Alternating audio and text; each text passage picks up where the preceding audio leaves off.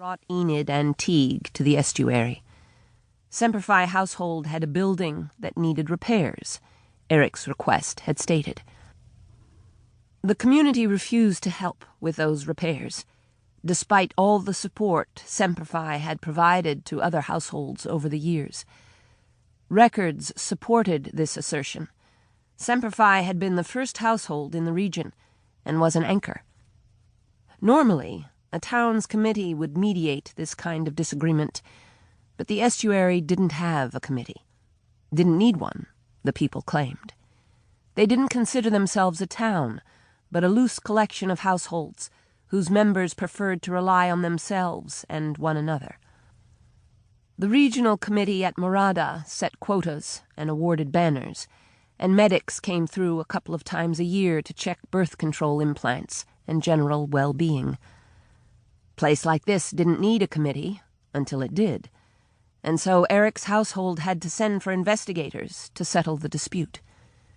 Now that Enid and Teeg were here, it became clear to them that the building in question was far past anything resembling salvageable. The structure, a sprawling single-story block of a house, was old, a pre-fall construction. Wood and brick walls sat on a crumbling concrete slab, covered with some kind of plastic siding that was cracked and disintegrating. What strips of it remained were held up with nails, twine, and hope. It might have been blue once, but it had long ago faded to a sickly gray. The siding survived only on the lee side of the house. The windward was built up with wood slats and leather hides, layers and layers of them, evidently replaced as the next bout of wind tore them off.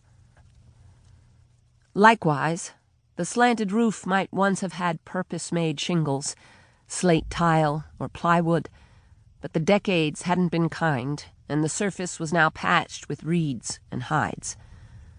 What was left of the structure still dripped from last week's bad storm.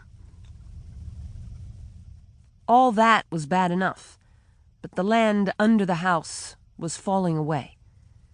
Years of storms had eaten at the ground, mudslide after mudslide eroding it until half the house now stood over nothing but air.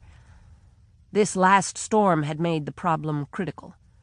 Huge slabs of concrete lay at the bottom of the slippery hill, the house's foundation lying in crooked, broken pieces, sliding inevitably toward the river. Tree trunks, 2x4s, scavenged steel rebar, and rusted scaffolding precariously held up what was left. A house partway on stilts, not like the sturdy pylons of the other structures in the area, but thin and haphazard. A breeze would knock it down. Somehow it was all still standing. Clearly the structure was at a literal tipping point. If it lost any more ground, the whole thing would fall. No amount of stopgap framework supports could possibly keep it stable. And yet, the folk of Semperfi were clearly trying.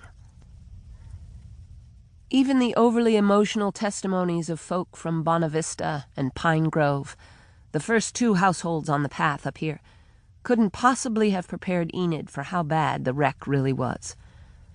The folk had complained about how awful the house was, that it was a waste of resources, about the worst insult possible. It never should have required investigators to decide this.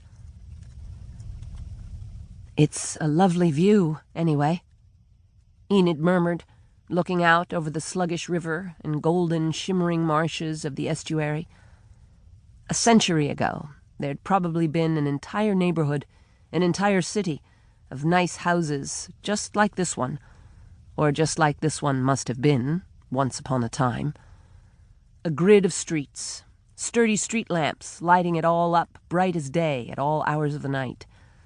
Signs of that old world littered the marsh, all the way to the horizon.